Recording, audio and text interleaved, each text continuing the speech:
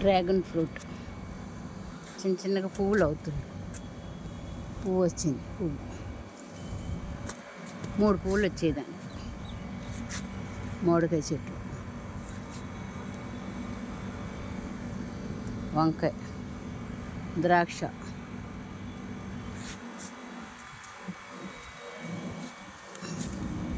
ఇది ద్రాక్ష చెట్టు,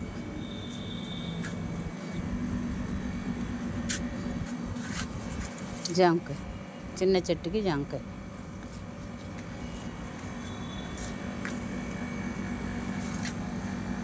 స్టార్ ఫ్రూట్ చిన్నగా అవుతుంది. Star fruits,